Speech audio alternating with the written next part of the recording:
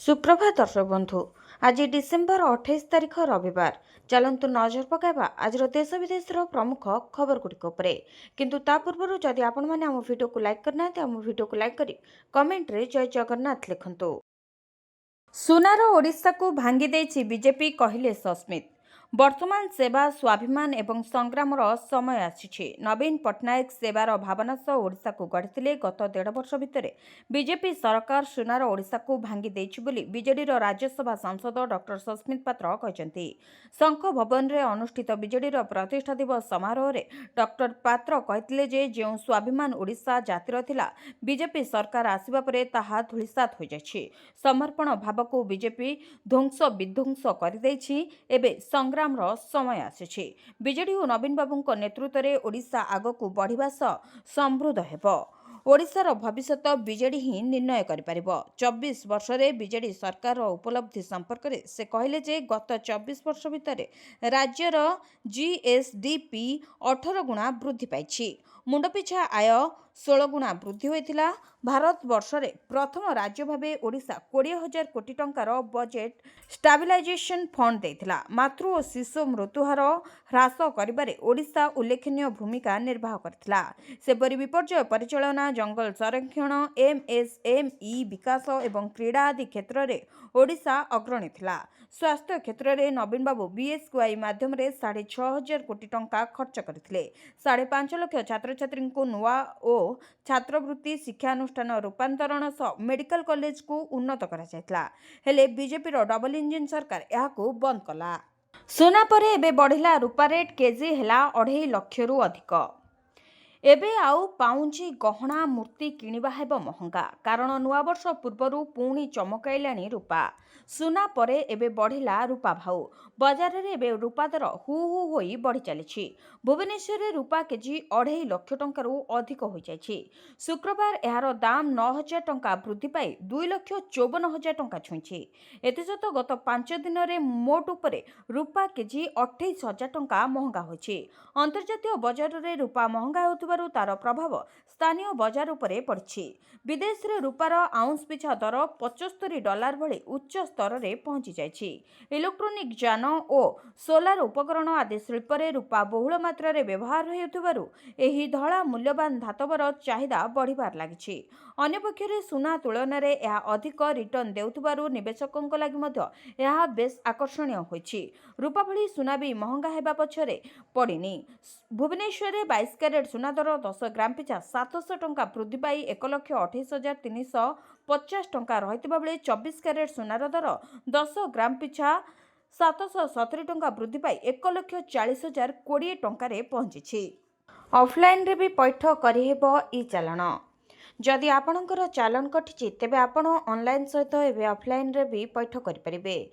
जनसाधारण सुविधा पई नगद अर्थ ग्रहण पई आरटीओ को निर्देश देछि राज्य परिवहन विभाग। एथिपई आंचलिक परिवहन कार्यालय रे स्वतंत्र भावे अधिकारी को दायित्व दिया जायछि।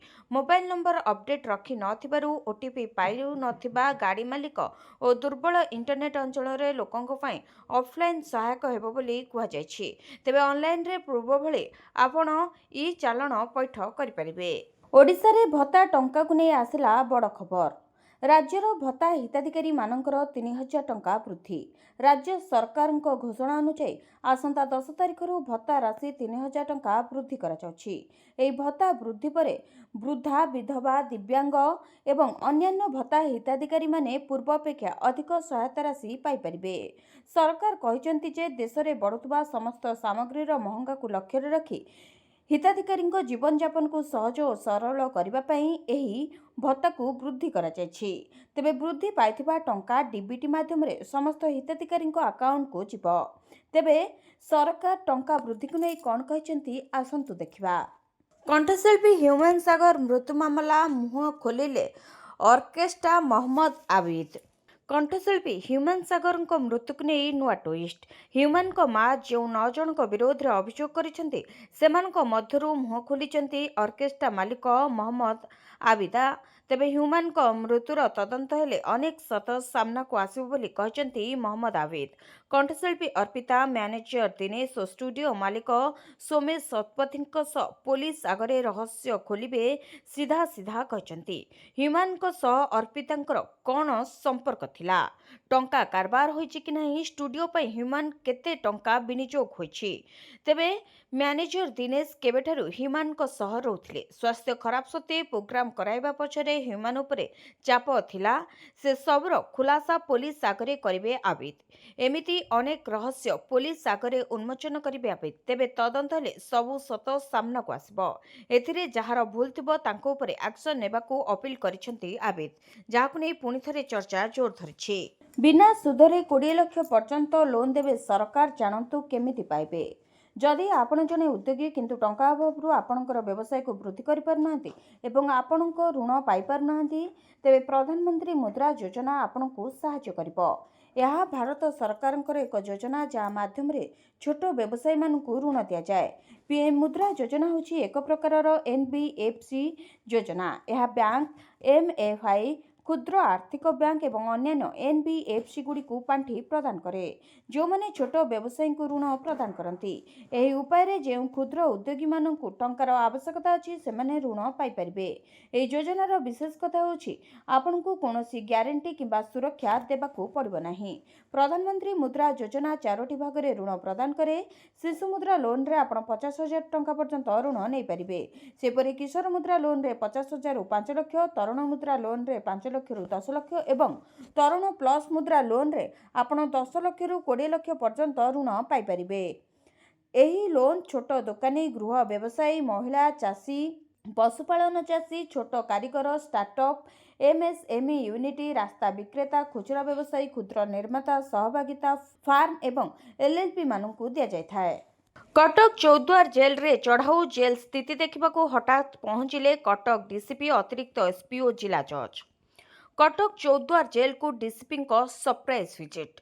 DCP Rishikesh Khilari additional SP Meenakshi Thakur, जिला जज मानस रंजन बारिक जेल परिदर्शन करी सुपरिचालनार तदारख करथिले। जेलर वातावरण, कैदी सुरक्षार समीक्षा करथिले। तेबे गत अक्टोबर चौद्वार जेल रु 2 कैदी चंपट पर जेल सुरक्षा को नहीं प्रश्न उठिथिला।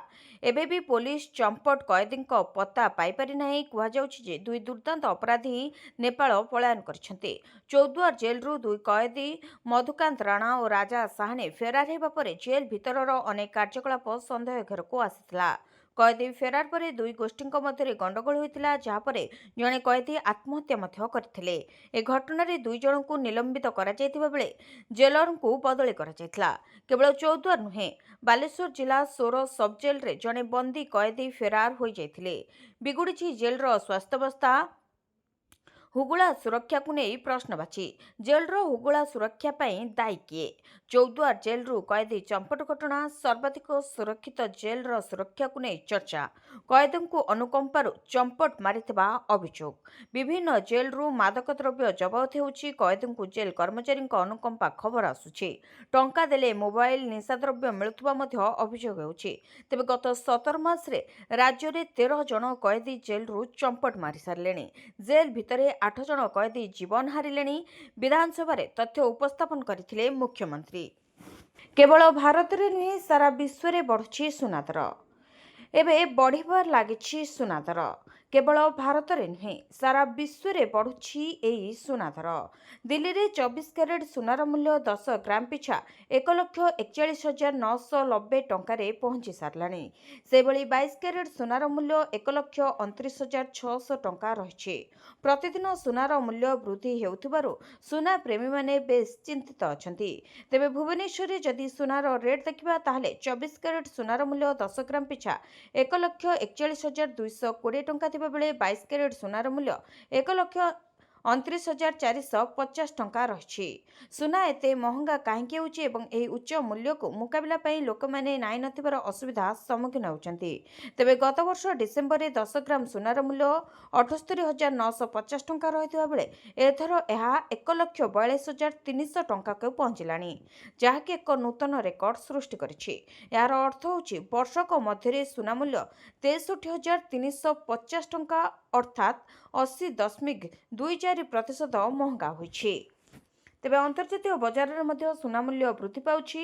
ଡିସେମ୍ବର 26, 2025ରେ 24 କ୍ୟାରେଟ୍ ସୁନାର ମୂଲ୍ୟ $50.87 କିମ୍ବା 1.2% ବୃଦ୍ଧି ପାଇ ପ୍ରତି ଆଉନ୍ସ $4,530.42ରେ ପହଞ୍ଚିଛି। ଜିରୋ ନାଇଟ୍ ସେଲିବ୍ରେସନକୁ ନେଇ ସୁରକ୍ଷା ବ୍ୟବସ୍ଥା କଡ଼ାକଡ଼ି, ସୁରକ୍ଷାରେ 15 ପ୍ଲାଟୁନ୍ ପୋଲିସ ଫୋର୍ସ। ଆସୁଛି ନୂଆବର୍ଷ, ଜିରୋ ନାଇଟ୍ ସେଲିବ୍ରେସନକୁ ନେଇ କମିଶନରେଟ୍ ପୋଲିସର ସୁରକ୍ଷା ବ୍ୟବସ୍ଥା କଡ଼ାକଡ଼ି। ଭୁବନେଶ୍ୱରରେ ସୁରକ୍ଷାରେ ନିୟୋଜିତ ହେବେ 15 ପ୍ଲାଟୁନ୍ ପୋଲିସ ଫୋର୍ସ। କେମିତି ଜନସାଧାରଣ ସୁରକ୍ଷିତ ରହି ଜିରୋ ନାଇଟ୍ ସେଲିବ୍ରେସନ କରିବେ ତା ଉପରେ ଗୁରୁତ୍ୱ ଦିଆଯାଇଛି। ଏନେଇ ନିର୍ଦ୍ଦେଶାବଳୀ କମିଶନରେଟ୍ ପୋଲିସ ପକ୍ଷରୁ ଜାରି କରାଯାଇଛି। ମହିଳାମାନଙ୍କ ସୁରକ୍ଷାକୁ ଅଧିକ ଗୁରୁତ୍ୱ ଦିଆଯାଇଛି। ନିର୍ଦ୍ଧାରିତ ସମୟସୀମା ଭିତରେ କାର୍ଯ୍ୟକ୍ରମ ସାରିବାକୁ ମଧ୍ୟ ନିର୍ଦ୍ଦେଶ ରହିଛି। ସବୁ ବାର୍, ରେଷ୍ଟୁରାଣ୍ଟ ମାଲିକମାନଙ୍କୁ ମଧ୍ୟ ନିର୍ଦ୍ଦେଶ ଦିଆଯାଇଛି। ତେବେ ସେମାନେ ବ୍ୟାପକ ସୁରକ୍ଷା ବ୍ୟବସ୍ଥା ଗ୍ରହଣ କରିବେ ବୋଲି। ଅନ୍ୟପଟେ ନୂଆବର୍ଷ ରାତିରେ ମଦ୍ୟପ ଗାଡ଼ି ଚାଳକମାନଙ୍କ ଉପରେ ନଜର ରହିବ କମିଶନରେଟ୍ ପୋଲିସର। ସମସ୍ତ ଥାନା ଅଧିକାରୀମାନେ ନିଜ ନିଜ ଥାନା ଅଞ୍ଚଳରେ ସ୍ଥିତି ଅନୁଧ୍ୟାନ କରିବାକୁ ପୋଲିସ କମିଶନର ନିର୍ଦ୍ଦେଶ ଦେଇଛନ୍ତି। ସେହିପରି ଅଗ୍ନିଶମ ବିଭାଗ ପକ୍ଷରୁ ମଧ୍ୟ ଯାଞ୍ଚ ପ୍ରକ୍ରିୟା ସରିଯାଇଛି। କେବଳ ପ୍ରତିମାସ ସୁଧରେ ମିଳିବ 5,550 ଟଙ୍କା। ପୋଷ୍ଟ ଅଫିସର ଏହି ଦମଦାର ସ୍କିମ୍ ବିଷୟରେ ଆଜି ହିଁ ଜାଣନ୍ତୁ। ପୋଷ୍ଟ ଅଫିସର ଦମଦାର ସ୍କିମ୍ ରହିଛି। MIS ଯୋଜନା ଅଧୀନରେ ଆପଣଙ୍କୁ ପୁନରାବୃତ୍ତି ନିବେଶ କରିବାକୁ ପଡ଼ିବ ନାହିଁ। ଥରେ ଆପଣ ନିବେଶ କଲେ ଆପଣ ମାସିକ ଆୟ କରିବା ଆରମ୍ଭ କରିବେ। ପୋଷ୍ଟ ଅଫିସ ଏହି ଯୋଜନା ଅଧୀନରେ 7.4% ବାର୍ଷିକ ସୁଧ ମଧ୍ୟ ପ୍ରଦାନ କରେ, ଯାହାକି ସିଧାସଳଖ ଆପଣଙ୍କ ବ୍ୟାଙ୍କ ଆକାଉଣ୍ଟକୁ ସ୍ଥାନାନ୍ତରିତ ହୁଏ। ଆପଣ ଏହି ଟଙ୍କାକୁ ଆପଣଙ୍କ ଆକାଉଣ୍ଟରେ ରଖିପାରିବେ କିମ୍ବା ଆବଶ୍ୟକ ହେଲେ ଉଠାଇ ପାରିବେ। ଏହି ଯୋଜନାରେ ଆପଣ ମାତ୍ର 1,000 ଟଙ୍କା ଦେଇ ଏକ ଆକାଉଣ୍ଟ ଖୋଲିପାରିବେ। ଗୋଟିଏ ଆକାଉଣ୍ଟ ପାଇଁ ସର୍ବାଧିକ ନିବେଶ ସୀମା 9 ଲକ୍ଷ ଥିବା ବେଳେ ଏକ ମିଳିତ ଆକାଉଣ୍ଟ ପାଇଁ ସର୍ବାଧିକ ନିବେଶ ସୀମା 15 ଲକ୍ଷ ରହିଛି। ଏକ ମିଳିତ ଆକାଉଣ୍ଟରେ ସର୍ବାଧିକ 3 ଜଣ ଲୋକ ଯୋଗ ଦେଇପାରିବେ। ଯଦି ଆପଣ ଗୋଟିଏ ଆକାଉଣ୍ଟରେ 9 ଲକ୍ଷର ଏକକାଳୀନ ନିବେଶ କରନ୍ତି, ତେବେ ଆପଣ 5 ବର୍ଷ ପାଇଁ ପ୍ରତି ମାସରେ 5,550 ଟଙ୍କାର ଏକ ସ୍ଥିର ସୁଧ ପାଇବେ। ଏହି ରାଶି ସିଧାସଳଖ ଆପଣଙ୍କ ବ୍ୟାଙ୍କ ଆକାଉଣ୍ଟରେ ଜମା ହୁଏ ଏବଂ ମାସିକ ଆୟର ଏକ ନିର୍ଭରଯୋଗ୍ୟ ଉତ୍ସ ହୋଇଥାଏ। ତେବେ MIS ଯୋଜନାରେ ଏକ ଆକାଉଣ୍ଟ ଖୋଲିବା ପାଇଁ ଆପଣଙ୍କର ଏକ ପୋଷ୍ଟ ଅଫିସ ସଞ୍ଚୟ ଆକାଉଣ୍ଟ ଥିବା ଆବଶ୍ୟକ। ଆକାଉଣ୍ଟ ଖୋଲିବା ମାତ୍ରେ ସ୍ଥିର ମାସିକ ଆୟ ଆରମ୍ଭ ହୁଏ ଏବଂ ଆପଣ ଆପଣଙ୍କର ସୁବିଧା ଅନୁସାରେ ପାଣ୍ଠି ବ୍ୟବହାର କରିପାରିବେ। ଏହି ଯୋଜନା ସୁରକ୍ଷିତ ଏବଂ ନିୟମିତ ଆୟ ଚାହୁଁଥିବା ଲୋକଙ୍କ ପାଇଁ ଏକ ସୁବର୍ଣ୍ଣ ସୁଯୋଗ ଅଟେ। ଗାଡ଼ିରେ ଲାଗିବ ଗ୍ରୀନ୍ ଷ୍ଟିକର। ଗାଡ଼ି ଚାଳକଙ୍କ ପାଇଁ ଖୁସି ଖବର। ଚାଳକଙ୍କ ସୁବିଧା ପାଇଁ ଗାଡ଼ିରେ ଗ୍ରୀନ୍ ଷ୍ଟିକର ଲଗାଇବାକୁ ନିଷ୍ପତ୍ତି ନେଇଛି ପରିବହନ ମନ୍ତ୍ରୀ। ଏହା ସହ 2019ରୁ ବର୍ଦ୍ଧିତ ଜରିମାନାର ହାର ମଧ୍ୟ କମାଇବାକୁ ସରକାର ଆଲୋଚନା କରୁଥିବା କହିଛନ୍ତି ରାଜ୍ୟ ପରିବହନ ମନ୍ତ୍ରୀ ବିଭୂତି ଭୂଷଣ ଜେନା। ରାଜ୍ୟରେ ଗାଡ଼ିଗୁଡ଼ିକ ପାଇଁ ପ୍ରଦୂଷଣମୁକ୍ତ ପ୍ରମାଣପତ୍ର ବା PUC ବାଧ୍ୟତାମୂଳକ କରିଥିଲେ ରାଜ୍ୟ ସରକାର। ବିଶେଷ କରି ଇନ୍ଧନ ପକାଇବା ସମୟରେ ଏହା ବାଧ୍ୟତାମୂଳକ ଥିଲା, ଯାହାକୁ ନେଇ ଚିନ୍ତାରେ ଥିଲେ ଗାଡ଼ି ଚାଳକ। ଏନେଇ ଏକ ଗୁରୁତ୍ୱପୂର୍ଣ୍ଣ ସୂଚନା ଦେଇଛନ୍ତି ପରିବହନ ମନ୍ତ୍ରୀ ବିଭୂତି ଭୂଷଣ ଜେନା। ଗାଡ଼ିରେ ଗ୍ରୀନ୍ ଷ୍ଟିକର ଲାଗିବା ନେଇ ସୂଚନା ଦେଇଛନ୍ତି ମନ୍ତ୍ରୀ। ପ୍ରଦୂଷଣ ଯାଞ୍ଚ ସରିଥିବା ସମସ୍ତ ଗାଡ଼ିରେ ଗ୍ରୀନ୍ ଷ୍ଟିକର ଲାଗିବ। ଏହି ଗ୍ରୀନ୍ ଷ୍ଟିକର ପରିବହନ ବିଭାଗ ପକ୍ଷରୁ ଚାଳକଙ୍କୁ ଯୋଗାଇ ଦିଆଯିବ। ଯେଉଁ ଗାଡ଼ିରେ ପ୍ରଦୂଷଣ ପ୍ରମାଣପତ୍ର ନଥିବ ତାହା ବିରୋଧରେ କାର୍ଯ୍ୟାନୁଷ୍ଠାନ ନିଆଯିବ। ତେବେ PUC ନିୟମ ଲାଗୁ ତାରିଖ ଘୁଞ୍ଚାଇବାକୁ ନେଇ ମନ୍ତ୍ରୀ କହିଛନ୍ତି ଯେ ସଡ଼କ ସୁରକ୍ଷା ମାସ ଥିବାରୁ PUC କୋହଳ କରାଯାଇଛି। ଏହାସହ 2019ରୁ ବର୍ଦ୍ଧିତ ଜରିମାନା ମଧ୍ୟ କୋହଳ କରିବାକୁ ତର୍ଜମା କରାଯିବ। ଅନ୍ୟ ରାଜ୍ୟରେ ଜରିମାନା ସହ ଓଡ଼ିଶାର ଜରିମାନା ରାଶି ତୁଳନା କରି ତର୍ଜମା କରିବୁ ବୋଲି ସୂଚନା ଦେଇଛନ୍ତି ମନ୍ତ୍ରୀ। ସେପରି ନୂଆ ଓ ପୁରୁଣା ସବୁ ଗାଡ଼ିକୁ ପ୍ରମାଣ ମିଳୁଥିବାରୁ ଘଟଣାର ତର୍ଜମା କରାଯାଉଛି ଏବଂ ଯେଉଁ ଗାଡ଼ିରୁ ଜରିମାନା ଆଦାୟ ସରିଛି ତାହାର ମଧ୍ୟ ବିଚାର କରାଯାଉଛି ଯାଉଛି ବୋଲି କହିଛନ୍ତି ମନ୍ତ୍ରୀ। ଗାଡ଼ିଗୁଡ଼ିକରେ ଇନ୍ଧନ ପକାଇବା ସମୟରେ ପିୟୁସିସି ବାଧ୍ୟତାମୂଳକ କରାଯାଇଥିଲା। ଏନେଇ ପେଟ୍ରୋଲ ପମ୍ପଗୁଡ଼ିକରେ ଯାଞ୍ଚ ପାଇଁ ମଧ୍ୟ ନିର୍ଦ୍ଦେଶ ଦିଆଯାଇଥିଲା। ସରକାରଙ୍କ ଏହି ନିଷ୍ପତ୍ତିକୁ ନେଇ ଅନେକ ଗାଡ଼ି ଚାଳକ ଚିନ୍ତାରେ ଥିଲେ। ଏପରିକି ସରକାରଙ୍କର ଏହି ନିଷ୍ପତ୍ତିକୁ ବିରୋଧ ମଧ୍ୟ କରାଯାଇଥିଲା, ଯାହାକୁ ନେଇ ସରକାର ଏହି ନିୟମ ଲାଗୁ ହେବାର ତାରିଖ ବଦଳାଇଥିଲେ। କିନ୍ତୁ ପେଟ୍ରୋଲ ପମ୍ପଗୁଡ଼ିକରେ ପିୟୁସିସି ଦେଖାଇ ଇନ୍ଧନ ପକାଇବା ସମୟରେ ଲମ୍ବା ଧାଡ଼ି ଓ ସମୟ ଅପଚୟର ଅଭିଯୋଗ ଆଣିଥିଲେ ଚାଳକ, ଯାହାକୁ ନେଇ ବଡ଼ ଘୋଷଣା କରିଛନ୍ତି ପରିବହନ ମନ୍ତ୍ରୀ ବିଭୂତି ଭୂଷଣ ଜେନା। ଅଷ୍ଟମ ବେତନ କମିଶନକୁ ନେଇ ଆସିଲା ବଡ଼ ଖବର। କେନ୍ଦ୍ର ସରକାର ଅଷ୍ଟମ ବେତନ କମିଶନକୁ ନେଇ ଚିତ୍ର ସ୍ପଷ୍ଟ କରିଛନ୍ତି। ଯେମିତିକି ଡିଏ ଡିଆର୍କୁ ମୂଳ ଦରମା ସହିତ ମର୍ଜ କରାଇବାର କୌଣସି ପ୍ରସ୍ତାବ ନ ହେବା, ଏହା ଲାଗୁ ହେବାର ତାରିଖ ବିଳମ୍ବ ହେଲେ ଏରିୟର ରାଶି ଏବଂ ଆହୁରି ଅନେକ ସୂଚନା ପ୍ରକାଶ ପାଇଛି। ତଥାପି ଅଷ୍ଟମ ବେତନ କମିଶନ ସମ୍ପର୍କରେ ବହୁତ ଗବେଷଣା ଚାଲିଛି। ସରକାର ସଂସଦର ଚଳିତ ଶୀତବେଶନ ଅଧିବେଶନରେ ଅନେକ ପ୍ରଶ୍ନର ଉତ୍ତର ରଖିଥିଲେ।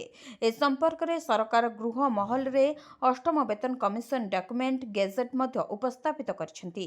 ଏହି ଅଧିସୂଚିତ ଗେଜେଟ୍ ମୁଖ୍ୟତଃ ଅଷ୍ଟମ ବେତନ କମିଶନ ଉପରେ ଏକ ସରକାରୀ ବିଜ୍ଞପ୍ତି। ଏହା କମିଶନର ଗଠନ ଏବଂ କାର୍ଯ୍ୟର ରୂପରେଖା ପ୍ରଦାନ କରିଛି। ତେବେ ଏହି ଗେଜେଟ୍ ମାଧ୍ୟମରେ ସରକାର ସଂସଦକୁ ସୂଚନା ଦେଇଥିଲେ ଯେ ଅଷ୍ଟମ ବେତନ କମିଶନ ସରକାରୀ କର୍ମଚାରୀଙ୍କ ଦରମା, ଭତ୍ତା, ପେନ୍ସନ୍ ଏବଂ ଅନ୍ୟାନ୍ୟ ସୁବିଧା ସମୀକ୍ଷା କରିବ ଏବଂ ସୁପାରିଶ କରିବ। ଏଥିରେ ଶିଳ୍ପ ଏବଂ ଅଣଶିଳ୍ପ, କେନ୍ଦ୍ର ସରକାର, ଅଖିଳ ଭାରତୀୟ ସେବା, ପ୍ରତିରକ୍ଷା ବାହିନୀ, କେନ୍ଦ୍ରଶାସିତ ଅଞ୍ଚଳ, ସିଏଜି, ସଂସଦ ଦ୍ୱାରା ସୃଷ୍ଟି ହୋଇଥିବା ନିୟାମକ ସଂସ୍ଥା, ସୁପ୍ରିମକୋର୍ଟ ଏବଂ ହାଇକୋର୍ଟର କର୍ମଚାରୀ ଏବଂ କେନ୍ଦ୍ରଶାସିତ ଅଞ୍ଚଳଗୁଡ଼ିକର ଅଧୀନସ୍ଥ ଅଦାଲତର ନ୍ୟାୟିକ ଅଧିକାରୀ ଅନ୍ତର୍ଭୁକ୍ତ। ତେବେ ଅଷ୍ଟମ ବେତନ କମିଶନରେ କ'ଣ ରହିବ? ପ୍ରଥମେ କେନ୍ଦ୍ର ସରକାର ସମସ୍ତ ଯୋଗ୍ୟ ବର୍ଗର କର୍ମଚାରୀଙ୍କ ପାଇଁ ବେତନ ଭତ୍ତା କିମ୍ବା ପ୍ରକାରଗତ ଭାବରେ ଦରମା, ଭତ୍ତା ଏବଂ ଅନ୍ୟାନ୍ୟ ସୁବିଧା ସମୀକ୍ଷା କରିବାକୁ ଏବଂ ଆବଶ୍ୟକ ପରିବର୍ତ୍ତନ ପରାମର୍ଶ ଦେବାକୁ କମିଶନକୁ କହିଛନ୍ତି। ଦ୍ୱିତୀୟରେ ସରକାରୀ ଚାକିରିରେ ଉନ୍ନତି ପ୍ରତିଭାକୁ ଆକର୍ଷିତ କରିବା, ଦକ୍ଷତା, ଉତ୍ତରଦାୟିତ୍ୱ ଏବଂ ଦାୟିତ୍ୱ ବୃଦ୍ଧି କରିବା ଲକ୍ଷ୍ୟରେ ପେ ଷ୍ଟ୍ରକ୍ଚର ତିଆରି କରାଯିବା ଉଚିତ। ତୃତୀୟରେ ଏହା ବୋନସ୍ ଯୋଜନାଗୁଡ଼ିକୁ ଯାଞ୍ଚ କରିବା ଏବଂ ସୁପାରିଶ କରିବ ଯେ କିପରି କେଉଁ ନୀତି ଏବଂ ମାନଦଣ୍ଡ ଉପରେ ଆଧାର କରି ଉନ୍ନତ କାର୍ଯ୍ୟଦକ୍ଷତା ଏବଂ ଉତ୍ପାଦନତାକୁ ପୁରସ୍କୃତ କରାଯିବା ଉଚିତ। ସେହିପରି ଅଷ୍ଟମ ବେତନ କମିଶନ ଡିଏ ବା ମହଙ୍ଗା ଭତ୍ତା ସମେତ ସମସ୍ତ ଭତ୍ତା ଏବଂ ସେମାନଙ୍କର ସର୍ତ୍ତାବଳୀ ସମୀକ୍ଷା କରିବ। ପଞ୍ଚମରେ ଏହା ଜାତୀୟ ପେନ୍ସନ୍ ବ୍ୟବସ୍ଥା ବା ଏନ୍ପିଏସ୍, ସମୃଦ୍ଧ ପେନ୍ସନ୍ ଯୋଜନା ଏବଂ ଏହାର ପରିସର ବାହାରେ ଥିବା କର୍ମଚାରୀଙ୍କ ପାଇଁ ମୃତ୍ୟୁ ସହ ଅବସରପ୍ରାପ୍ତ ଗ୍ରାଚ୍ୟୁଇଟି ଏବଂ ପେନ୍ସନ୍ ସମୀକ୍ଷା କରିବ ଏବଂ ସୁପାରିଶ କରିବ। ଇପିଏଫ୍ଓ କର୍ମଚାରୀଙ୍କ ପାଇଁ ଖୁସି ଖବର, ଏହି ଦିନଠାରୁ ଏଟିଏମ୍ରୁ ଉଠାଇ ପାରିବେ ଇପିଏଫ୍ ଟଙ୍କା। କେନ୍ଦ୍ର ଶ୍ରମ ମନ୍ତ୍ରୀ ମନସୁଖ ମାଣ୍ଡବ୍ୟ ଘୋଷଣା କରିଛନ୍ତି ଯେ କର୍ମଚାରୀମାନଙ୍କ ପାଇଁ ଇପିଏଫ୍ ଉଠାଣ ପ୍ରକ୍ରିୟା ଖୁବ୍ ଶୀଘ୍ର ଏବଂ ବହୁତ ସହଜ ହୋଇଯିବ। ସେ କହିଛନ୍ତି ଯେ ମାର୍ଚ୍ଚ 2026 ସୁଦ୍ଧା କର୍ମଚାରୀମାନେ ୟୁପିଆଇ ଏବଂ ଏଟିଏମ୍ ମାଧ୍ୟମରେ ସେମାନଙ୍କର ଇପିଏଫ୍ ଆକାଉଣ୍ଟରୁ ସିଧାସଳଖ ଟଙ୍କା ଉଠାଣ କରିପାରିବେ। ଏହାର ଅର୍ଥ ହେଉଛି ଇପିଏଫ୍ ପାଣ୍ଠି ଉଠାଣ ଏବେ ବ୍ୟାଙ୍କରୁ ଟଙ୍କା ଉଠାଣ ପରି ସହଜ ହୋଇଯିବ। ମନସୁଖ ମାଣ୍ଡବ୍ୟ ସ୍ୱୀକାର କରିଛନ୍ତି ଯେ ଏପର୍ଯ୍ୟନ୍ତ ଲୋକଙ୍କୁ ଇପିଏଫ୍ ଉଠାଇବା ପାଇଁ ଅନେକ ଫର୍ମ ପୂରଣ କରିବାକୁ ପଡୁଥିଲା, ଯାହା ସାଧାରଣ କର୍ମଚାରୀମାନଙ୍କୁ ଅସୁବିଧାର ସମ୍ମୁଖୀନ କରୁଥିଲା।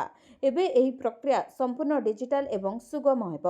ସରକାର ପୂର୍ବରୁ ଇପିଏଫ୍ ଆକାଉଣ୍ଟଗୁଡ଼ିକୁ ୟୁଏଏନ୍, ଆଧାର ଏବଂ ବ୍ୟାଙ୍କ ଆକାଉଣ୍ଟ ସହିତ ଲିଙ୍କ କରିସାରିଛନ୍ତି। ଏବେ ଡେବିଟ୍ କାର୍ଡ ଏବଂ ଏଟିଏମ୍ ବିକଳ୍ପ ଯୋଡ଼ାଯିବ। ଏହା ଆବଶ୍ୟକ ହେଲେ କର୍ମଚାରୀମାନଙ୍କୁ ତୁରନ୍ତ ସେମାନଙ୍କର ଇପିଏଫ୍ ବାଲାନ୍ସର 75% ପର୍ଯ୍ୟନ୍ତ ଉଠାଇବାକୁ ଅନୁମତି ମିଳିବ। ତେବେ ସର୍ବପ୍ରଥମେ ପିଏଫ୍ ଆକାଉଣ୍ଟକୁ ୟୁପିଆଇ ସହିତ ଲିଙ୍କ କରିବାକୁ ପଡ଼ିବ। ଏଥିପାଇଁ ୟୁଏଏନ୍ ସକ୍ରିୟ ଏବଂ ବ୍ୟାଙ୍କ ଆକାଉଣ୍ଟ, ଆଧାର ଏବଂ ପ୍ୟାନ୍ ସହିତ ଲିଙ୍କ ହୋଇଥିବା ଆବଶ୍ୟକ। ସମ୍ପୂର୍ଣ୍ଣ ପ୍ରକ୍ରିୟାଟି ଓଟିପି ଆଧାରିତ ଯାଞ୍ଚ ଉପରେ ଆଧାରିତ ହେବ, ତେଣୁ ମୋବାଇଲ ନମ୍ବରଟି ଆଧାର ଏବଂ ବ୍ୟାଙ୍କ ସହିତ ଲିଙ୍କ ହୋଇଥିବା ଆବଶ୍ୟକ। ତେବେ ସଦସ୍ୟମାନେ ଇପିଏଫ୍ଓ ପୋର୍ଟାଲ କିମ୍ବା ୟୁଏମ୍ଏଏନ୍ଜି ଆପ୍ରେ ଲଗ୍ଇନ୍ କରି ୟୁପିଆଇ ସହିତ ପିଏଫ୍ ଲିଙ୍କ କରନ୍ତୁ କିମ୍ବା ୟୁପିଆଇ ମାଧ୍ୟମରେ ପିଏଫ୍ ଉଠାଣ ଭଳି ନୂତନ ବିକଳ୍ପ ବ୍ୟବହାର କରିପାରିବେ। ରାସନ କାର୍ଡକୁ ନେଇ ବଡ଼ ଘୋଷଣା, ମିଳିବ 15 ଲକ୍ଷ ରାସନ କାର୍ଡ। ରାସନ କାର୍ଡକୁ ନେଇ ଯୋଗାଣ ମନ୍ତ୍ରୀ ଦେଲେ ବଡ଼ ସୂଚନା। ନୂଆ ବର୍ଷରୁ 15 ଲକ୍ଷ ରାସନ କାର୍ଡ ବଣ୍ଟାଯିବ। କେହି ବି ଗରିବ ବିନା ରାସନ କାର୍ଡରେ ରହିବେ ନାହିଁ। ତେବେ ରାଜ୍ୟ ସରକାରଙ୍କ ପାଖରେ ରାସନ କାର୍ଡର ଅଭାବ ନାହିଁ ବୋଲି କହିଛନ୍ତି ମନ୍ତ୍ରୀ। ଏଯାଏଁ ରାଜ୍ୟରେ 6,39,000 କାର୍ଡ ବଣ୍ଟା ସରିଥିବା ବେଳେ ଆହୁରି 15 ଲକ୍ଷ କାର୍ଡ ସରକାରଙ୍କ ପାଖରେ ରହିଛି। ପ୍ରାୟ 15,33,000 ଆବେଦକ ଅଛନ୍ତି। ସେଥିମଧ୍ୟରୁ ଅଯୋଗ୍ୟକୁ ବାଦ୍ ଦେଇ ସମସ୍ତ ଯୋଗ୍ୟଙ୍କୁ ରାସନ କାର୍ଡ ମିଳିବ ବୋଲି ମନ୍ତ୍ରୀ ସୂଚନା ଦେଇଛନ୍ତି। ଏହା ପୂର୍ବରୁ ଯଦି ଇ-କେୱାଇସି କରାଇ ନ ପାରିଥିବା ହିତାଧିକାରୀମାନେ ଡିସେମ୍ବର 31 ସୁଦ୍ଧା ନିକଟସ୍ଥ ଖାଉଟି ସୁଲଭ ମୂଲ୍ୟ ଦୋକାନ ବା ରାସନ କାର୍ଡ ପରିଚାଳନା କେନ୍ଦ୍ରକୁ ଯାଇ ନିଜ ଆଧାରଯୁକ୍ତ ଇ-କେୱାଇସି କରାଇପାରିବେ ବୋଲି ଖାଦ୍ୟ ଯୋଗାଣ ଓ ଖାଉଟି କଲ୍ୟାଣ ବିଭାଗ ପକ୍ଷରୁ ସୂଚନା ଦିଆଯାଇଥିଲା।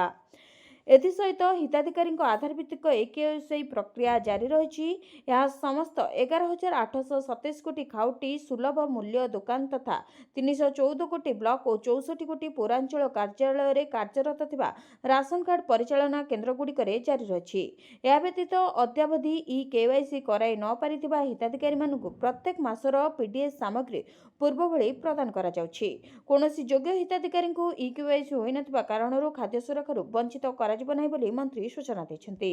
ତେବେ ଏହି ପ୍ରକ୍ରିୟା ଆସନ୍ତା ଡିସେମ୍ବର 31 ତାରିଖ ପର୍ଯ୍ୟନ୍ତ ଚାଲୁ ରହିବ। ଅର୍ଥାତ୍ ଚଳିତ ବର୍ଷ ଶେଷ ତାରିଖ ସୁଦ୍ଧା ଯଦି ଆପଣ ଇ-କେୱାଇସି କରାଇ ନାହାନ୍ତି ତାହେଲେ ତୁରନ୍ତ ଇ-କେୱାଇସି କରାଇ ନିଅନ୍ତୁ ଏବଂ ରାସନ କାର୍ଡ କଟିବାରୁ ବଞ୍ଚିତ ରୁହନ୍ତୁ। ପୁଷ୍ପା 2 ଦଳାଚକଟା ମାମଲା ଅଲ୍ଲୁ ଅର୍ଜୁନଙ୍କ ବିରୋଧରେ ଦାଖଲ ହେଲା ଚାର୍ଜସିଟ୍। ପୁଷ୍ପା 2 ଚଳଚ୍ଚିତ୍ରର ସ୍ପେଶାଲ ସ୍କ୍ରିନିଂ ସମୟରେ ହୋଇଥିବା ଦଳଚକଟା ମାମଲାରେ ହାଇଦ୍ରାବାଦ ପୋଲିସ ଚାର୍ଜସିଟ୍ ଦାଖଲ କରିଛି। ପୋଲିସ ଅଭିନେତା ଅଲ୍ଲୁ ଅର୍ଜୁନଙ୍କ ସମେତ ସମୁଦାୟ 24 ଜଣଙ୍କୁ ଅଭିଯୁକ୍ତ କରିଛି। ଚିକଟପଲ୍ଲୀ ପୋଲିସ ଦ୍ୱାରା ଦାଖଲ କରାଯାଇଥିବା ଏହି ଚାର୍ଜସିଟ୍ରେ ଅଲ୍ଲୁ ଅର୍ଜୁନଙ୍କୁ A11 ଭାବେ ନାମିତ କରାଯାଇଛି। ଏଥିସହ ସନ୍ଧ୍ୟା ଥିଏଟର ମାଲିକ A1 ଥିଏଟର ପରିଚାଳନା କମିଟି, ଅଲ୍ଲୁ ଅର୍ଜୁନଙ୍କ ମ୍ୟାନେଜର, ବ୍ୟକ୍ତିଗତ କର୍ମଚାରୀ ଏବଂ 8 ଜଣ ବାଉନ୍ସରଙ୍କ ନାଁ ମଧ୍ୟ ଏଥିରେ ସାମିଲ ରହିଛି। ତେବେ ପୋଲିସ ଏହି ଚାର୍ଜସିଟ୍ରେ ଦର୍ଶାଇଛି ଯେ ସନ୍ଧ୍ୟା ଥିଏଟର ପରିଚାଳନା କମିଟିର ଅବହେଳା ଯୋଗୁଁ ଏହି ଦଳାଚକଟା ଘଟିଛି। ଅଲ୍ଲୁ ଅର୍ଜୁନଙ୍କୁ ଦେଖିବା ପାଇଁ ପ୍ରବଳ ଭିଡ଼ ହେବ ବୋଲି ଜାଣି ମଧ୍ୟ ଥିଏଟର କର୍ତ୍ତୃପକ୍ଷ ପର୍ଯ୍ୟାପ୍ତ ସୁରକ୍ଷା ବ୍ୟବସ୍ଥା କରିନଥିଲେ। ଥିଏଟର ମାଲିକଙ୍କ ବିରୋଧରେ ଆଇପିସି ଧାରା 304A ଅଧୀନରେ ଅଭିଯୋଗ ଅଣାଯାଇଛି।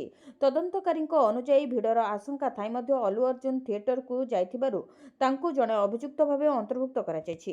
ଏହି ଘଟଣାରେ ଜଣେ ମହିଳାଙ୍କ ମୃତ୍ୟୁ ଘଟିଥିବା ବେଳେ ତାଙ୍କ ନାବାଳକ ପୁଅ ଗୁରୁତର ଆହତ ହୋଇଥିଲେ। ପ୍ରକାଶଥାଉ କି 4 ଡିସେମ୍ବର 2024ରେ ହାଇଦ୍ରାବାଦର ଆର୍ଟିସି ଏକ୍ସ ରୋଡସ୍ଥିତ ସନ୍ଧ୍ୟା ଥିଏଟରରେ ପ୍ରିମିୟମ ସ୍କ୍ରିନିଂ ସମୟରେ ଅଲ୍ଲୁ ଅର୍ଜୁନଙ୍କ ଝଲକ ପାଇବା ପାଇଁ ପ୍ରବଳ ଭିଡ଼ ଜମିଥିଲା। ଏହି କାରଣରୁ ସେଠାରେ ଦଳାଚକଟା ହୋଇଥିଲା, ଯେଉଁଥିରେ 35 ବର୍ଷୀୟ ମହିଳା ରେବତୀଙ୍କର ମୃତ୍ୟୁ ଘଟିଥିଲା ଏବଂ ତାଙ୍କ ନାବାଳକ ପୁଅ ଶ୍ରୀଜିତଙ୍କ ଶରୀରରେ ଅମ୍ଳଜାନ ଅଭାବରୁ ସେ ଗୁରୁତର ଅସୁସ୍ଥ ହୋଇପଡ଼ିଥିଲେ। ପୋଲିସ ତଦନ୍ତରୁ ଜଣାପଡ଼ିଛି ଯେ ଏହି ଦୁଃଖଦ ଘଟଣା ଚରମ ଅବହେଳା ଏବଂ ସୁରକ୍ଷା ନିୟମ ପାଳନ ନ କରିବା ଯୋଗୁଁ ଘଟିଥିଲା। 24 ଜଣ ଅଭିଯୁକ୍ତଙ୍କ ତାଲିକାରେ ଅଲ୍ଲୁ ଅର୍ଜୁନଙ୍କ ବ୍ୟକ୍ତିଗତ ମ୍ୟାନେଜର, ତାଙ୍କ କର୍ମଚାରୀ ଏବଂ 8 ଜଣ ଘରୋଇ ବାଉନ୍ସର ମଧ୍ୟ ଅଛନ୍ତି, ଯେଉଁମାନଙ୍କ କାର୍ଯ୍ୟକଳାପ ସେଠାରେ ଅରାଜକତା ବଢ଼ାଇଥିଲା ବୋଲି ଅଭିଯୋଗ ହୋଇଛି। ନୂଆ ବର୍ଷରେ ମିଳିବ ଫ୍ରି ଇଣ୍ଟରନେଟ୍, ମାସେ ଯାଏ ସବୁ ମାଗଣା। ସରକାରୀ କମ୍ପାନୀ ବିଏସ୍ଏନ୍ଏଲ୍ ନୂଆବର୍ଷ ପାଇଁ ଏକ ନୂଆ ଦମଦାର ପ୍ଲାନ୍ ଘୋଷଣା କରିଛି। ଖ୍ରୀଷ୍ଟମାସ ଏବଂ ନୂଆବର୍ଷ ପାଇଁ କମ୍ପାନୀ ଏହାର ବର୍ତ୍ତମାନର ରିଚାର୍ଜ ପ୍ଲାନ୍ର ଡାଟା ସୀମା ବୃଦ୍ଧି କରିଛି। ଏହାର ଅର୍ଥ ହେଉଛି ଯେ ବ୍ୟବହାରକାରୀମାନେ ଏବେ ମାଗଣା ଅତିରିକ୍ତ ଡାଟା ପାଇପାରିବେ। ଗୁରୁତ୍ୱପୂର୍ଣ୍ଣ କଥା ହେଉଛି କମ୍ପାନୀ ଏହାର ମାସିକଠାରୁ ଆରମ୍ଭ କରି ବାର୍ଷିକ ପ୍ଲାନ୍ ପର୍ଯ୍ୟନ୍ତ 4ଟି ରିଚାର୍ଜ ପ୍ଲାନ୍ର ଡାଟା ସୀମା ବୃଦ୍ଧି କରିଛି। ଗ୍ରାହକମାନେ ସେମାନଙ୍କ ଆବଶ୍ୟକତା ଅନୁସାରେ ଏହି ସୁଯୋଗର ଲାଭ ଉଠାଇପାରିବେ। ତେବେ ସୁଲଭ ରିଚାର୍ଜ ପ୍ଲାନ୍ ସହିତ ଉପଭୋକ୍ତାମାନଙ୍କୁ ଆକର୍ଷିତ କରିଥିବା ସରକାରୀ ଟେଲିକମ୍ କମ୍ପାନୀ ବିଏସ୍ଏନ୍ଏଲ୍ ନୂଆ ବର୍ଷ ପାଇଁ ଏକ ଚମତ୍କାର ଅଫର ଘୋଷଣା କରିଛି।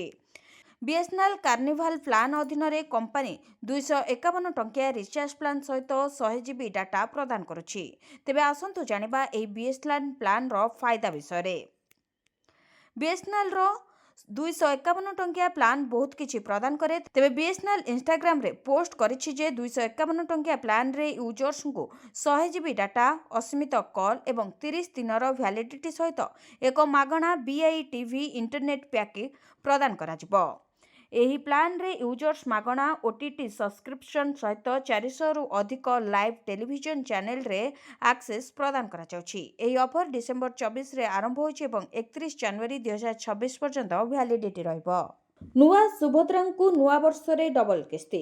ସରଜମିନ ତଦନ୍ତ ପରେ ସୁଭଦ୍ରାରେ 17 ଲକ୍ଷରୁ ଉର୍ଦ୍ଧ୍ୱ ମହିଳା ଯୋଡ଼ି ହୋଇଛନ୍ତି। ଏନେଇ ଉପମୁଖ୍ୟମନ୍ତ୍ରୀ ପ୍ରଭାତୀ ପରିଡ଼ା ଗୃହରେ ତଥ୍ୟ ରଖିଥିଲେ।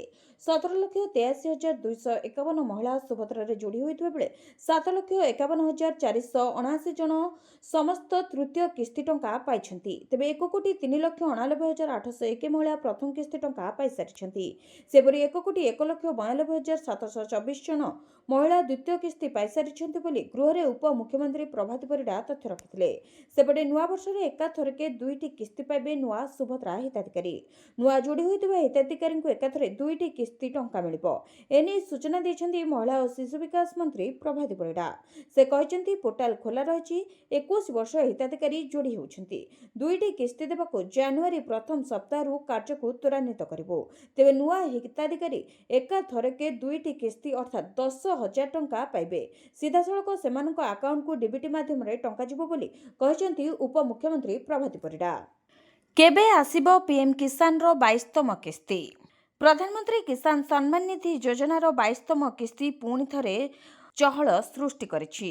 ଏହା ବିଶ୍ୱାସ କରାଯାଉଛି ଯେ ସରକାର ନୂଆବର୍ଷରେ ସାରା ଦେଶର ଚାଷୀମାନଙ୍କୁ ଏକ ବଡ଼ ଖୁସି ଖବର ଦେବେ।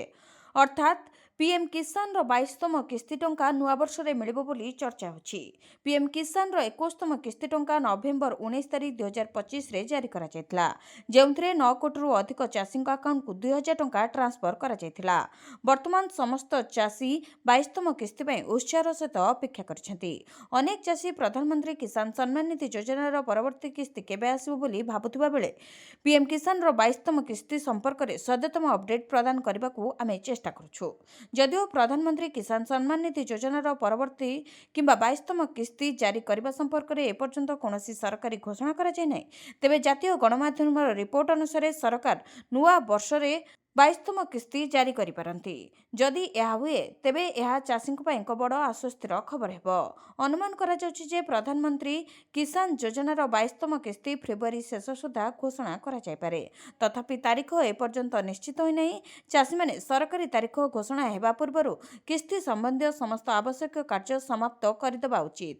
ତେବେ ସେହିସବୁ କାର୍ଯ୍ୟଗୁଡ଼ିକ ହେଉଛି KYC ସମ୍ପୂର୍ଣ୍ଣ କରିବା, ଆପଣଙ୍କ ବ୍ୟାଙ୍କ ଆକାଉଣ୍ଟକୁ ଆଧାର ସହିତ ଲିଙ୍କ କରିବା, କିଷାନ ଯୋଜନା ପାଣ୍ଠି ସିଧାସଳଖ ଆପଣଙ୍କ ଆକାଉଣ୍ଟରେ ଜମା ହୋଇପାରିବ ସେଥିପାଇଁ ଡିବିଟି ବିକଳ୍ପକୁ ସକ୍ଷମ କରିବା, ବ୍ୟାଙ୍କ ବିବରଣୀ ଅପଡେଟ୍ କରିବା, ହିତାଧିକାରୀ ତାଲିକାରେ ଆପଣଙ୍କ ନାମ ଯାଞ୍ଚ କରିବାକୁ ନିଶ୍ଚିତ କରିବା। ତେବେ ତାଲିକାରେ ଆପଣଙ୍କ ନାମ ଯାଞ୍ଚ କରିବା ଗୁରୁତ୍ୱପୂର୍ଣ୍ଣ, ନଚେତ୍ ଆପଣଙ୍କ କିସ୍ତି ଆସିନପାରେ। ଶୀତ ଦିନରେ ଦାଉ ସାଜୁଛି କୁହୁଡ଼ି ଦୁର୍ଘଟଣାରେ ଯାଉଛି ନିରୀହ ଜୀବନ। ରାଜ୍ୟରେ ଶୀତ ଲହରୀ ଜାରି ରହିଛି। ପ୍ରବଳ ଥଣ୍ଡା ଓ କୁହୁଡ଼ି ଯୋଗୁଁ ସନ୍ଧ୍ୟା ପରେ ଅଧିକାଂଶ ଲୋକେ ଘରୁ ବାହାରିବାକୁ ପସନ୍ଦ କରୁନାହାନ୍ତି। କୋରାପୁଟରେ 15 ବର୍ଷର ରେକର୍ଡ ଭାଙ୍ଗିଛି ଶୀତ। ଏହାରି ଭିତରେ ଆଗାମୀ 3 ଦିନ ଘନ କୁହୁଡ଼ି ନେଇ ପାଣିପାଗ ବିଭାଗ ପକ୍ଷରୁ ସତର୍କ ସୂଚନା ଜାରି କରାଯାଇଛି। କୁହୁଡ଼ି ଏସବୁ ଦୁର୍ଘଟଣାର ପ୍ରମୁଖ କାରଣ ବୋଲି କୁହାଯାଉଥିବା ବେଳେ ଘନ କୁହୁଡ଼ି ନେଇ ସତର୍କତା ଜାରି କରିଛି ପାଣିପାଗ ବିଭାଗ। ଆଗାମୀ 3 ଦିନ ପର୍ଯ୍ୟନ୍ତ କିଛି ଅଞ୍ଚଳରେ ୟେଲୋ ୱାର୍ଣ୍ଣିଂ ଜାରି ହୋଇଛି। ତେବେ ନୟାଗଡ଼, କନ୍ଧମାଳ, କୋରାପୁଟ, କଳାହାଣ୍ଡି ଜିଲ୍ଲାରେ ଘନ କୁହୁଡ଼ି ଦେଖାଯିବ। ଦୃଶ୍ୟମାନ ଦୂରତା 50 ମିଟରରୁ କମ୍ ରହିବ। ଗତ 15 ବର୍ଷ ମଧ୍ୟରେ ଚଳିତ ବର୍ଷ କୋରାପୁଟରେ ସବୁଠୁ ଅଧିକ ଥଣ୍ଡା ଅନୁଭୂତ ହେଉଛି। 24 ଘଣ୍ଟାରେ କୋରାପୁଟରେ ସର୍ବନିମ୍ନ ତାପମାତ୍ରା 4.8 ଡିଗ୍ରୀ ଦେଖିବାକୁ ମିଳିଛି। ସପ୍ତାହକ ପର୍ଯ୍ୟନ୍ତ ପ୍ରବଳ ଜାଡ଼ ନେଇ ପୂର୍ବ ଅନୁମାନ କରିଛି ଆଞ୍ଚଳିକ ପାଣିପାଗ କେନ୍ଦ୍ର। କୁହୁଡ଼ି ଯୋଗୁଁ ଦୁର୍ଘଟଣା ବଢୁଥିବାରୁ ଆରଟିଓ ମାନଙ୍କ ପକ୍ଷରୁ ସଚେତନ କରାଯାଉଛି। ଧୀରେ ଧୀରେ ଗାଡ଼ି ଚଳାଇବା ସହ ସ୍ପଷ୍ଟ ଦୃଶ୍ୟମାନ ହେଉନଥିଲେ ଗାଡ଼ି ନ ଚଳାଇବାକୁ ପରାମର୍ଶ ଦିଆଯାଇଛି। ତେବେ ଶିମିଳିପାଳରେ ଖସୁଛି ପାରଦ। 3 ଡିଗ୍ରୀକୁ ଖସି ଆସିଲା ତାପମାତ୍ରା। ଭୁବନେଶ୍ୱର ତୁଳନାରେ କଟକରେ ଅଧିକ ଦଣ୍ଡ ଗଣୁଛନ୍ତି ଅମାନିଆ। ବର୍ଷକ ଭିତରେ ଗଣିଲେଣି 28 କୋଟିର ଜରିମାନା। ଭୁବନେଶ୍ୱର ତୁଳନାରେ କଟକରେ ଅଧିକ ଜରିମାନା ଗଣୁଛନ୍ତି ଅମାନିଆ। ବର୍ଷକ ମଧ୍ୟରେ ଗଣିଲେଣି 28 କୋଟି ଟଙ୍କାର ଜରିମାନା। 2023ରେ କଟକରେ 2.5 ଲକ୍ଷ ଚାଳକଙ୍କୁ ଜରିମାନା ଆଦାୟ ହୋଇଛି। 3 ବର୍ଷର ତଥ୍ୟରୁ ସ୍ପଷ୍ଟ ହେଉଛି ଯେ ଭୁବନେଶ୍ୱର ଅପେକ୍ଷା କଟକରେ ଟ୍ରାଫିକ୍ ନିୟମ ଭାଙ୍ଗୁଥିବା ଅମାନିଆଙ୍କ ସଂଖ୍ୟା ଅଧିକ। 2023, 2022 ଓ 2021ର ତଥ୍ୟରୁ ଏହି ସୂଚନା ମିଳିଛି। ତେବେ 2023ରେ ଭୁବନେଶ୍ୱରରେ 25 କୋଟି 77 ଲକ୍ଷ 66 ହଜାର 600 ଟଙ୍କା ଜରିମାନା ଆଦାୟ ହୋଇଥିବା ବେଳେ କଟକରେ 27 କୋଟି 67 ଲକ୍ଷ 83 ହଜାର 600 ଟଙ୍କା ଜରିମାନା ଆଦାୟ ହୋଇଛି। କଟକରେ ମୋଟ 2 ଲକ୍ଷ 56 ହଜାର 338 ଜଣ ଚାଳକ ଜରିମାନା ଦେଇଛନ୍ତି। ସେପରି ଭୁବନେଶ୍ୱରରେ MV ଆକ୍ଟରେ 2 ଲକ୍ଷ 25 ହଜାର 870 ଜଣ ଜରିମାନା ଦେଇଛନ୍ତି। ସେପରି ଯଦି 2022 ତଥ୍ୟ ଦେଖିବା ତାହେଲେ କଟକରେ ଏମ୍ଭି ଆକ୍ଟରେ 2,28,166 ଜଣ ଜରିମାନା ଦେଇଥିବା ବେଳେ 24,39,90,200 ଟଙ୍କା ଜରିମାନା ଆଦାୟ କରାଯାଇଛି ଓ ୟୁପି ଆକ୍ଟରେ 19,203 ଜଣ ନିକଟରୁ 85,56,500 ଟଙ୍କା ଜରିମାନା ଆଦାୟ ହୋଇଛି। ସେପରି 2022ରେ ଭୁବନେଶ୍ୱରରେ ଏମ୍ଭି ଆକ୍ଟରେ 2,25,000 ଜଣ ଓ ୟୁପି ଆକ୍ଟରେ 35,541 ଜଣ ଜରିମାନା ଦେଇଛନ୍ତି। ତେବେ 2021ରେ କଟକରେ ଏମ୍ଭି ଆକ୍ଟରେ 2,21,261 ଜଣଙ୍କ ନିକଟରୁ 24,72,55,000 ଟଙ୍କା ଆଦାୟ ହୋଇଛି। ଏମ୍ଭି ଆକ୍ଟରେ 13,458 ଜଣଙ୍କ ନିକଟରୁ 68,18,500 ଟଙ୍କା ଜରିମାନା ଆଦାୟ କରାଯାଇଛି। ସେପରି 2021ରେ ଭୁବନେଶ୍ୱରରେ ଏମ୍ଭି ଆକ୍ଟରେ 2,06,903 ଜଣଙ୍କ ନିକଟରୁ 1,30,40,000 ଟଙ୍କା ଜରିମାନା ଆଦାୟ ହୋଇଛି ଏବଂ ଏମ୍ଭି ଆକ୍ଟରେ 45,788 ଜଣଙ୍କ ନିକଟରୁ 1,19,25,000 ଟଙ୍କା ଜରିମାନା ଆଦାୟ କରାଯାଇଛି। ପ୍ରତିଷ୍ଠା ଦିବସରେ ବିଜେଡି ବିଧାୟକ ବଦ୍ରି ପାତ୍ରଙ୍କ ବିସ୍ଫୋରକ ବୟାନ, କହିଲେ ସୁଜାତାଙ୍କ ନେତୃତ୍ୱକୁ ମାନିବୁ ନାହିଁ। ବିଜେଡି ପ୍ରତିଷ୍ଠା ଦିବସରେ ନିର୍ଧୁମ ବର୍ଷିଲେ ବଦ୍ରି ପାତ୍ର। ବରିଷ୍ଠ ବିଜେଡି ବିଧାୟକ ବଦ୍ରି ନାରାୟଣ ପାତ୍ରଙ୍କ ବିସ୍ଫୋରକ ବୟାନ, ଆମେ ସୁଜାତା କି ଆଉ କାହା ନେତୃତ୍ୱକୁ ମାନିବୁ ନାହିଁ, ନବୀନ ଓ ପାଣ୍ଡିଆନଙ୍କ ନାଁ ନେଇ ଜୋରଦାର ବର୍ଷିଛନ୍ତି ବଦ୍ରି। ତେବେ କହିଛନ୍ତି ମୁଖ୍ୟମନ୍ତ୍ରୀ ହେବାକୁ ଦୁଇଟି ଲୋକର ଲାଳସା ରହିଥିଲା, ଯେଉଁମାନେ ନିର୍ବାଚନ ପରିଚାଳନା କରୁଥିଲେ ସେମାନଙ୍କ ପାଇଁ ଦଳ ହାରିଲା। ବିଜେଡି ଦଳ ଏବେ ବିପଦରେ ଥିବା କହିଛନ୍ତି ଘସିପୁରାର ଏହି ବିଜେଡି ବିଧାୟକ। ଖାଲି ସେତିକି ନୁହେଁ, ବଦ୍ରି ପାତ୍ର କ୍ଷୋଭ ପ୍ରକାଶ କରି କହିଛନ୍ତି ମୋ ମନରେ ଗଭୀର ଅସନ୍ତୋଷ ରହିଛି। ବିଜେଡିରେ ନେତୃତ୍ୱ କନ୍ଦଳ ରହିଛି। ନବୀନ ବାବୁ କିଛି ବୁଝୁନାହାନ୍ତି, ବେପାରୀ ମାନଙ୍କୁ ଦାୟିତ୍ୱ ଦେଇଦେଲେ, ଯାହାଫଳରେ ଆମର ବିପର୍ଯ୍ୟୟ ହେଲା। ରାଜାଚକ୍ର ପ୍ରସଙ୍ଗ ଉଠାଇବା ସହ ଏଠି ଗୋଟିଏ ବାହାର ଶକ୍ତି ଆସି ଅତ୍ୟାଚାର ଓ ପତିଆରା ଚଳାଇଛି। ଏଠି ବି ଆମ ମୁରବୀମାନେ ତା ପକେଟରେ ପଶି ସୁଖ ନିଦ୍ରାରେ ଶୋଇଛନ୍ତି। କର୍ମୀ କହୁଛନ୍ତି ଆମେ ଆପଣଙ୍କ ସହ ଅଛୁ, ଦଳରେ ନାହୁଁ। ବିଜେଡି ହାରିଛି, ଆମେ 100 ଗୁଣ ଖୁସି ବୋଲି କର୍ମୀ କହୁଛନ୍ତି। ଏଥିସହ ନବୀନ ଆମ ନେତା, ସେ ଆଉ କାହା ହାତରେ ଆମକୁ ଟେକିଦେଲେ ଗ୍ରହଣ କରିପାରିବୁ ନାହିଁ ବୋଲି ରୋକଠୋକ କହିଛନ୍ତି ବଦ୍ରି ପାତ୍ର, ଯାହାକୁ ନେଇ ଏବେ ରାଜ୍ୟ ରାଜନୀତି ବେଶ ସରଗରମ ରହିଛି। ଫିକା ପଡିବ ନୂଆବର୍ଷ, ହାତୀ ଭୟରେ ବନ୍ଦ ହେଲା ପର୍ଯ୍ୟଟନସ୍ଥଳୀ ଶିଖରଚଣ୍ଡୀ ପାହାଡ।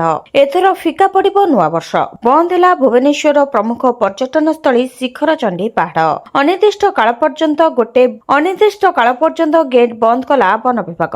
ଏଥର ଆଉ ହୋଇପାରିବନି ନୂଆବର୍ଷର ଭୋଜି। ହାତୀ ଚଳପ୍ରଚଳ କରୁଥିବାରୁ ବନ ବିଭାଗ ପକ୍ଷରୁ ଗେଟ୍ ବନ୍ଦ କରାଯାଇଥିବା ସୂଚନା ମିଳିଛି। ତେବେ ଖାଲି ନୂଆବର୍ଷ ନୁହେଁ, ଶିଖରଚଣ୍ଡୀ ସବୁଦିନ ପର୍ଯ୍ୟଟକଙ୍କ ଗହଳି ଲାଗି ରହିଥାଏ।